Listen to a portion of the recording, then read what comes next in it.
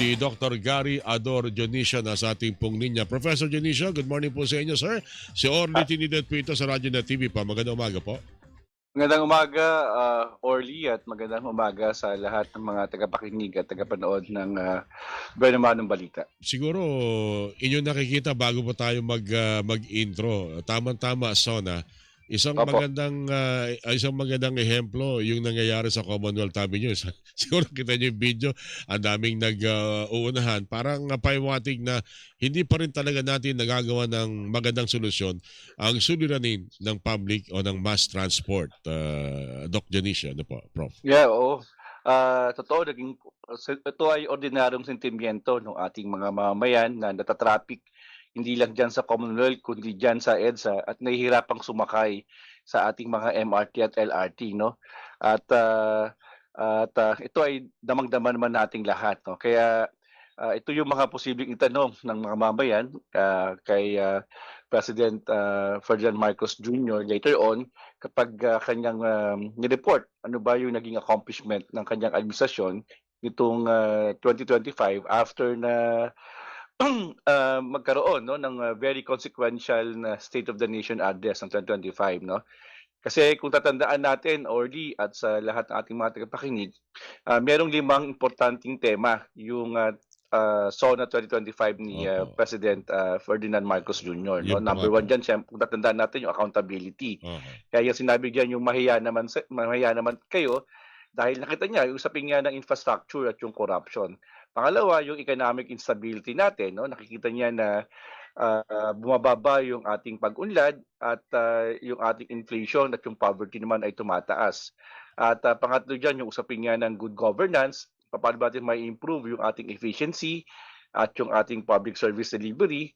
At pang-apat dyan, yung ating national security. Siyempre, ito yung usapin ng West West Philippine Philippine Sea. Sea. Oho. At panglima, yung inclusive development. No? Paano ba natin mapaunlarin ang ating bansa sa kabila ng mga hamong kinakaharap, hindi lang dito domestically, maging sa international. No? Nakita ng ating Pangulo na what we have yung tinatawag nating nexus of crisis. No?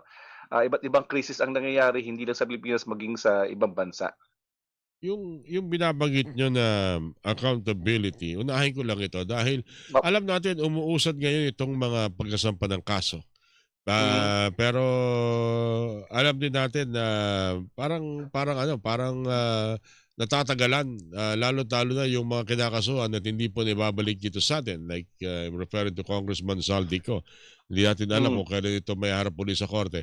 Anong grado ang maibigay niyo ho dito sa usapin ng accountability na binanggit noong 2025 o last year na SONA po ng Pangulo? Well, gusto ko munang tingnan kaya ako binanggit yung lima, Sir Orly, kasi nga yung overarching theme ng SONA last year ay more of governance reset, 'no? Aha, Kumbaga oo. yun talaga yung buong tema, 'no? Isa lang yung accountability sa mga issues. Kaya kung gagaduhan natin, 'no, medyo mababa talaga diyan ang grado ng ating pangulo dahil tama ka naman diyan, may mga nakasuhan ng senador, may nakasuhan kontraktor, pero hanggang ngayon si Saldico nandiyan pa rin sa Europa pagala-gala, gumagawa ng kung anong mga tsismis at aligasyon.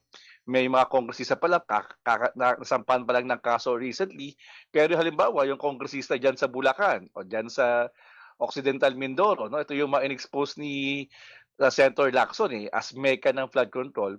Parang nasaan sila ngayon, 'no? Parang hindi sila yung nakakasuhan pa at this point. Kaya siyempre kung ikaw ay taga Bulacan, ikaw ay taga Occidental Oriental Mindoro, makikita mo maigi na ito yung mga in-expose na malalaking proyekto na nag-involve yung flood control, pero hindi pa nakakasuhan yung mga involved para dito, may dismayado ka talaga, 'no?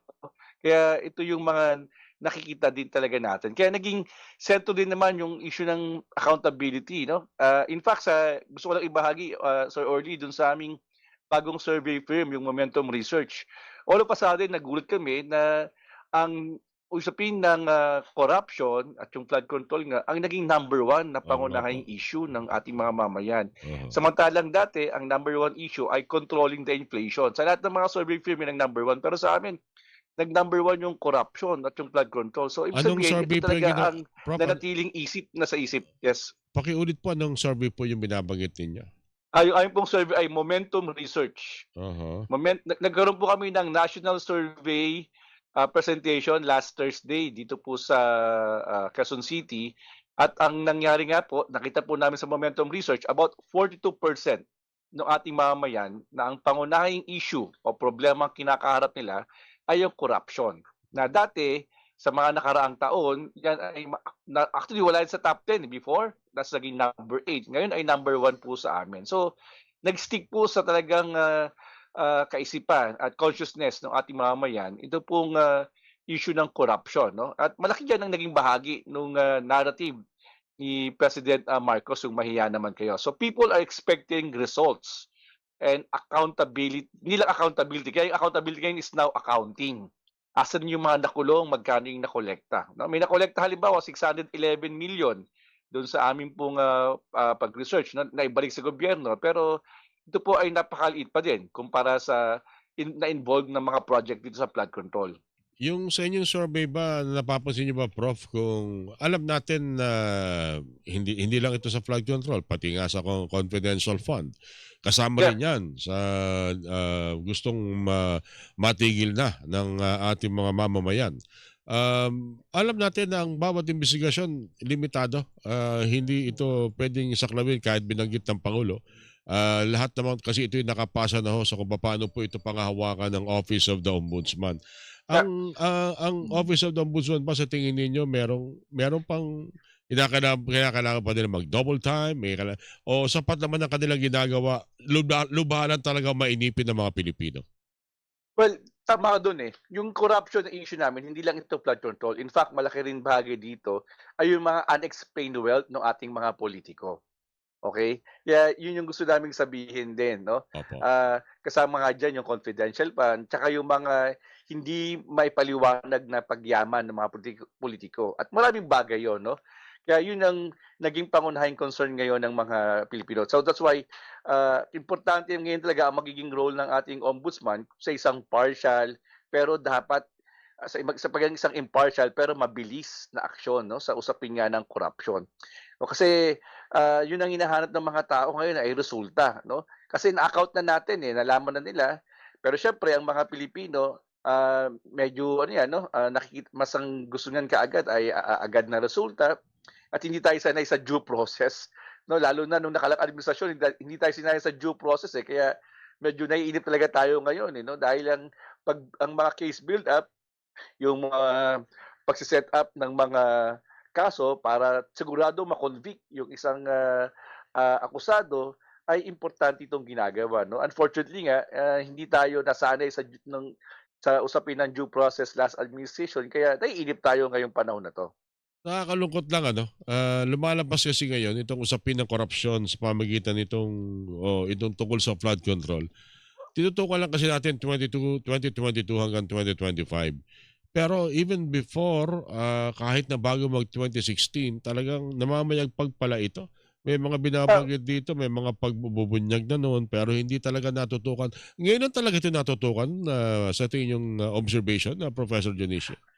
well, alam mo tama ka diyan, Orly, kasi kung tatandaan natin 'no, yung isa sa mga unang hearing 'no ni Sara Diskaya, tinanong siya, "Kailan ba kayo nagkaroon ng pagkakataon na lumaki ang inyong papel bilang kontraktor?" Kailan 'Di ba? nagsimula sa 2016. DPWH, Oo, oo. 2016 yung kanilang major engagement sa DPWH. Kasi ang history naman yan, these are small time contractors, pero noong 2016 nagsimulang mag-balloon, no, unti-unti. So Oo. ayun ang sinasabi natin, no, medyo naging short-sighted ang mga Pilipino sa pagtingin nga ng flood control dahil naikabit ito dun sa 2025 national budget na kung tutusin ay kapag kinumpute mo since 2016 and up to present, no, malaki pa rin yung ambag nung 2016 to 2022 anomalies, no, alleged anomalies dito sa ating gobyerno. So dapat importante na ma-account din to. So we're talking about accounting for accountability. So dapat magsimula tayo 2016 na kung saan dito na-expose ng mga diskaya yung kanilang connivance nga, no, sa alleged connivance dito sa mga ahensya ng gobyerno, in particular nga sa DPWH.